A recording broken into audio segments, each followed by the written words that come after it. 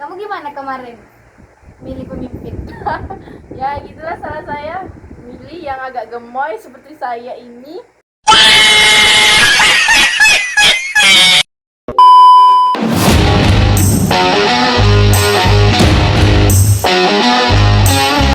Halo semuanya, selamat datang di podcast kita hari ini.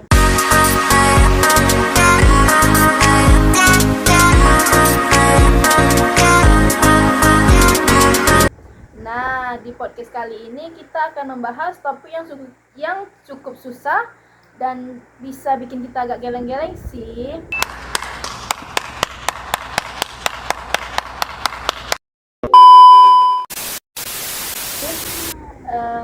Menarik ya pembahasan kita hari Ya. ini ya.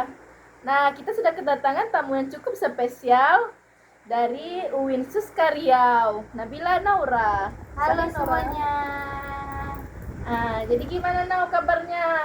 Alhamdulillah baik Mutia. Mutia gimana kabarnya? Alhamdulillah baik juga Nau. Gimana tadi Nau kesininya? Sama abang kah? Pakai apa? Aduh, tadi saya sebagai wanita yang mandiri ini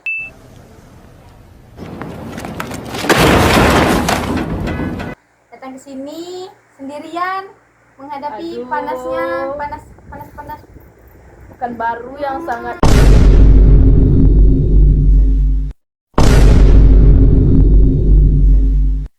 Betul. Sangat-sangat membakar kulit kita ini ya. Jadi nggak mau nih yang nganter Naura. Aduh. Ada ya. Aduh, ada. Ya kayaknya Naura trauma banget nih diantar-antar gitu. Aduh. Nah, dah. Langsung saja kita mau bahas ini nih Nau, tentang demokrasi dan hukum di Indonesia. Oh, menarik ya. Kita Ya. akan bahas. Ini cukup berat nih Nau. Nah kan, undang-undang di Indonesia ini kan sudah ideal nih Nau untuk membangun negara kita nih. Tapi realitanya gimana sih Nau? Nah ini dia akan kita bahas Nau.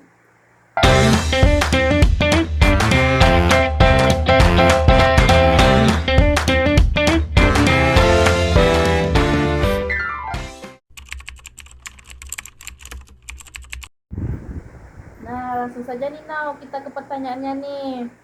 Jadi gimana sih menurut Naura, apa sih yang dimaksud dengan demokrasi dan hukum di Indonesia menurut Undang-Undang 1945 itu? Jadi gini, Mak. Nah, kalau menurut undang-undang nih lah ya. Jadi Indonesia ini kan termasuk negara yang demokrasi ya. Yang dimana artinya tuh rakyat punya kekuasaan yang tertinggi. Jadi kekuasaan itu tuh harus dijalankan sesuai dengan aturan hukum, bukan semena-mena kita aja sesuai keinginan kita sendiri gitu. Terus di situ juga tertulis nih kalau negara kita ini tuh menjamin hak-hak rakyat, seperti kita hak buat kita memilih lewat pemilu, hak buat protes, hak buat menyampaikan suara, hak untuk kita hidup. Jadi semua warga negara itu sama di mata negara. Terus kalau kita lihat nih dari pasal itu, kita lihat terus kita kayak mikir lah ya kan, kayak wah keren banget kan negara kita ini, ideal banget gitu. Oh jadi gitu pendapat Naura. Nah kita lanjut.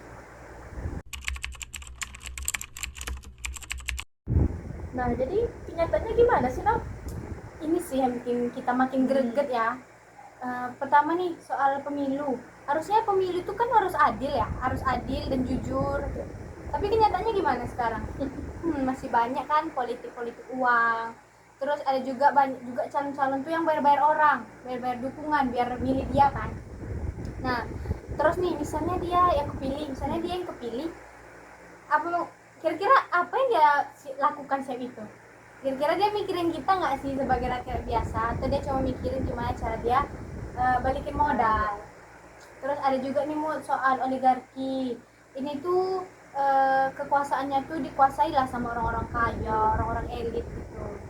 Terus banyak juga nih kadang kita lihat juga nih kan keputusan politik itu lebih menguntungkan mereka lah, orang-orang yang kaya, orang-orang yang elit daripada kita rakyat biasa gini kan. Jadi kebebasan berpendapat tuh gimana sih Nau? ini kebebasan berpendapat tuh harusnya kita jamin ya, dijamin kebebasan berpendapat itu. Karena cobalah kita lihat ke belakang nih sekarang ini ya, orang-orang yang kritik pemerintah tuh kena apa? Kena pasal undang-undang ITE. Kadang dia cuman posting video atau komentar-komentar di medsos, itu dia kena dilaporkan lah ke hukum gitu. Terus yang paling bikin aku nyesek itu mood hukum tuh masih tumpul ke atas, tajam ke bawah. Maksudnya gimana sih, Noh? Kayak gini lah misalnya, orang-orang yang tinggi, para koruptor, itu kalau misalnya dia korupsi, cobalah mana ada dihukum. Coba kayak kita laki-laki biasa pergi, ada yang ketahuan mencuri, langsung diamuk masa, terus dilaporin lah ke polisi, langsung dihukum, dipenjara. Kalau untuk yang koruptor tuh ringan lah hukumannya gitu daripada kita yang laki-laki biasa gini.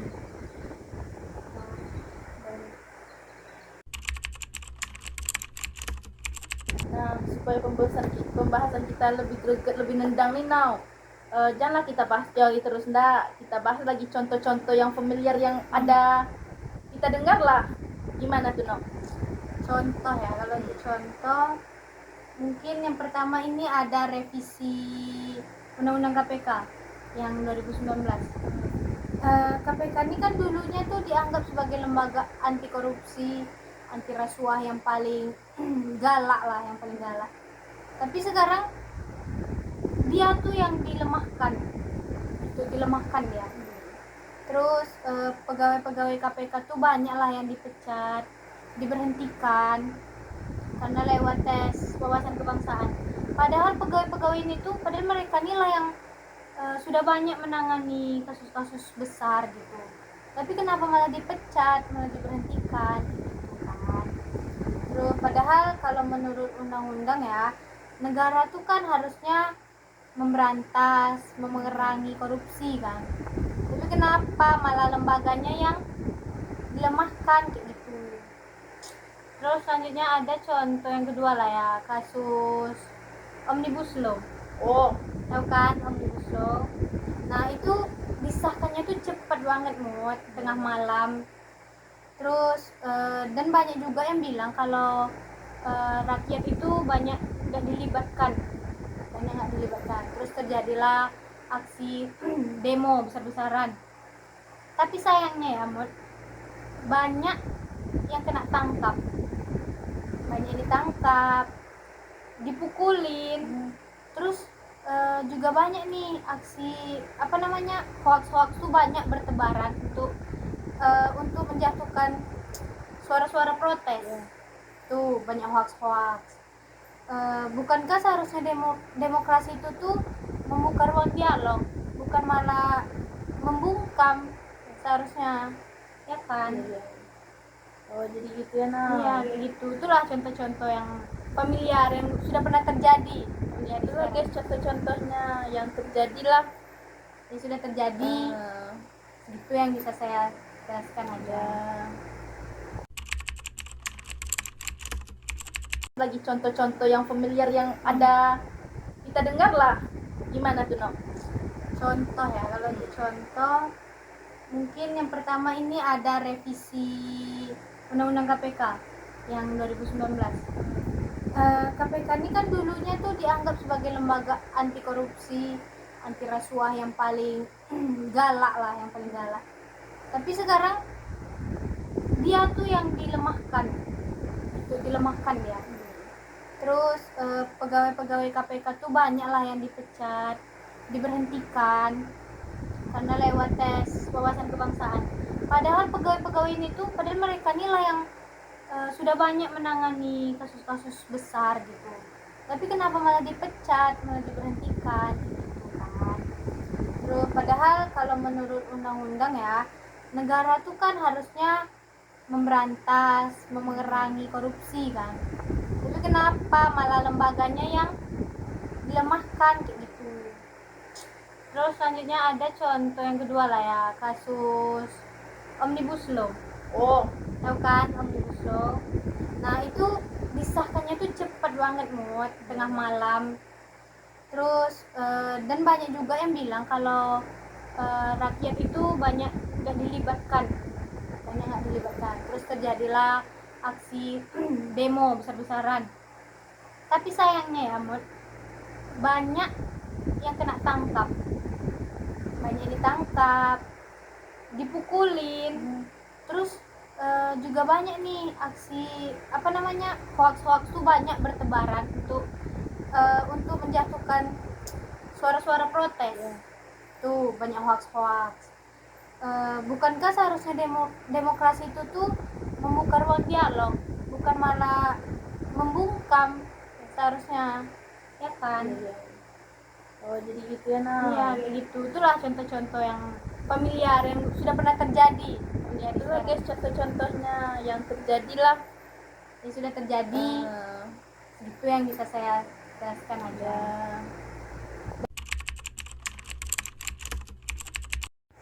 Nah, jadi Naura nih kan kita nih mahasiswa nih. Jadi apa yang harus kita lakukan gitu Nau? Kita kan sebagai mahasiswa nih. Kita ya sebagai mahasiswa dan kepada teman-teman yang mahasiswa juga atau juga anak-anak muda lah. Nah, kita jangan apatis. Kita tuh politik tuh bukan cuma urusan DPR aja atau urusan elit, tapi kita juga harus ikut mengawasi. Itu bukan kita serahkan aja kepada DPR gitu kan. Kita harus ikut serta. Terus kita ikutlah organisasi gitu, himpunan. Kita jadi kita tuh bukan cuma bisa komentar di Twitter, di IG. Biar kita tuh ngerti gitu masalah-masalah politik tuh. Bukan kita cuma bisa di media sosial aja komen ini gitu. Ya. Terus nah, ada lagi. Suara kita sebagai mahasiswa tuh sangat berpengaruh besar. Jadi jangan anggap remeh suara mahasiswa ini, jangan dianggap remeh teman-teman. Karena contohnya ya, contoh reformasi 1998. Nah, itu kan membawa pengaruh besar tuh pada itu kasus tuh. Itu membawa pengaruh besar tuh Mod. Karena itu dari kampusnya tuh juga kayak mendukung dia. Terus kalau yang terakhir menurut aku itu yang terakhir ya, kita harus cerdas dalam memilih guys, cerdas dalam memilih pemimpin.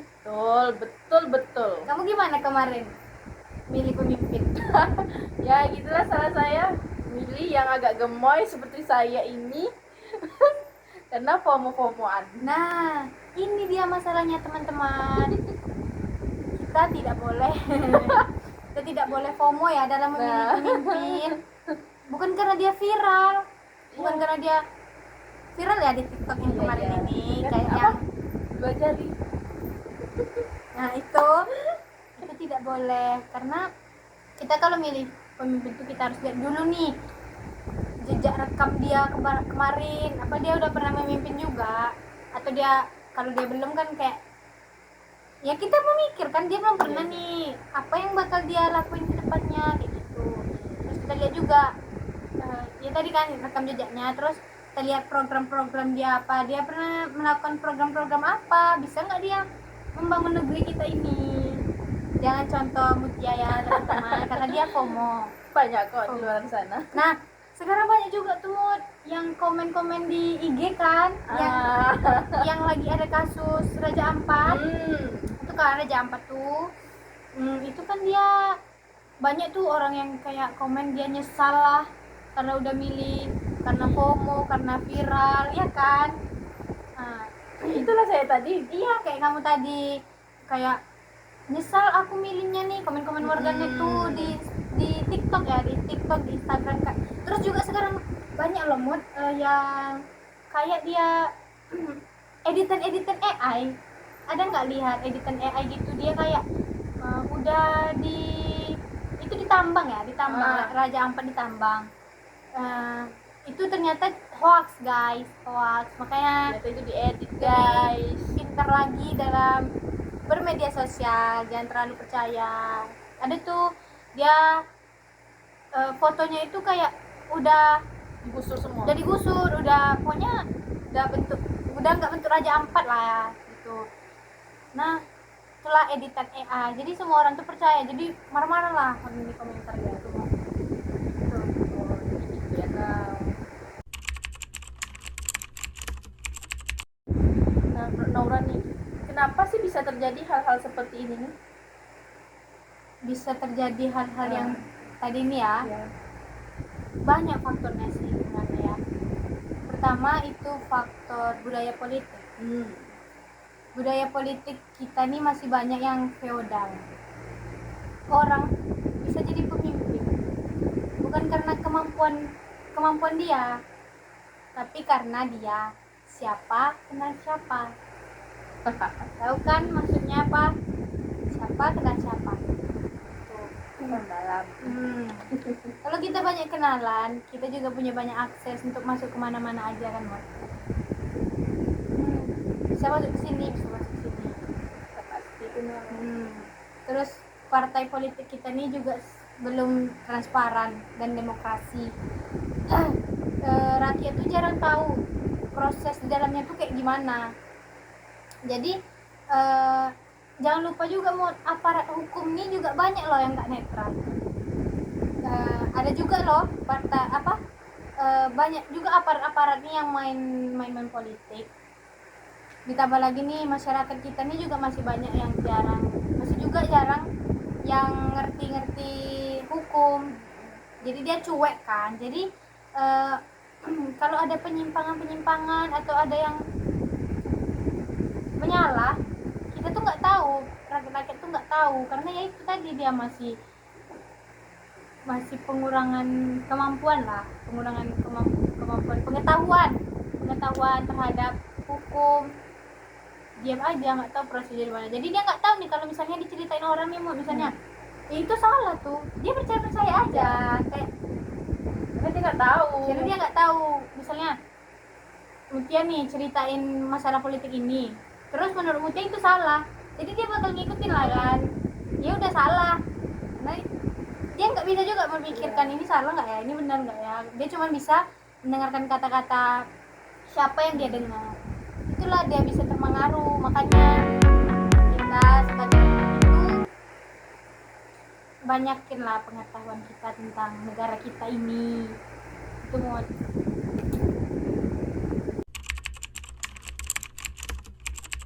Nah, jadi solusinya gimana sih Nau? kita ini bukan cuma bisa doang ya, kita harus juga mikir solusinya gimana biar terjadi lagi yang kayak gitu. Pertama, reformasi hukum itu sangat penting, tapi bukan sekedar ganti aturan. Yang lebih penting itu niat dan integritas penegaknya. Terus yang kedua, kita harus edukasi lah soal pemikiran demokrasi dan hukum tuh. Edukasi kita tuh harus lebih luas, pengetahuan kita tuh harus lebih luas. Anak-anak muda kayak kita kayak kita nih harus ngerti hak dan kewajiban, jangan apatis seperti yang saya bilang tadi, jangan diam aja, harus ikut memikirkan apa yang harus kita buat, apa yang harus kita lakukan biar negara kita ini semakin maju, bukan stuck di sini aja gitu. Makin terjadi banyak kekacauan loh sekarang ini ya di negara kita. Negara anak muda zaman sekarang. Itulah anak muda, kita harus memperluas edukasi kita sekarang ini, edukasi pengetahuan. Terus yang ketiga, kita harus berani lah bersuara dan aktif. Suara bisa mulai dari hal-hal yang kecil lah, kayak kita ikut-ikut diskusi, diskusi kelompok, habis itu kita kritik yang sehat.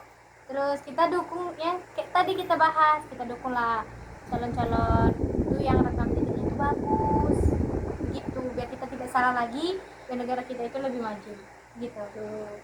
Jadi itu solusinya Nau. Ya, itu solusinya menurut saya. Nah, jadi teman-teman, kesimpulannya gimana Nau? Nah, teman-teman, kesimpulannya pada pembahasan kita pada siang ini konstitusi kita tuh kayak blueprint eh, waktu dibangun ternyata pelaksananya tuh asal-asalan, dindingnya nggak lurus, atapnya bocor, dan lantainya yang miring. Nah, tugas kita tuh bukan cuma protes, tapi bantu benerin. Karena demokrasi dan hukum itu bukan tanggung jawab pemerintah aja, tapi tanggung jawab kita semua. Nah, ada nggak Nau kata-katanya untuk pemuda di luar sana? Ada kata-kata ya. Kata-katanya tuh gini. Negara yang besar itu bukan negara yang bebas dari masalah, tapi negara yang rakyatnya tidak takut bicara kebenaran. Tuh, gimana?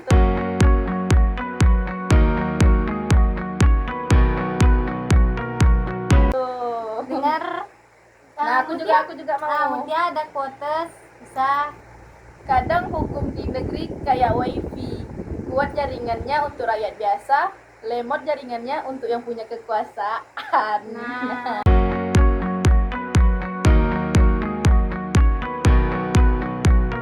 apa tuh maksudnya teman-teman? Yang tahu boleh komentar. Nah, atau mau komentar kan? Apa maksud dari quotes kami itu gitu.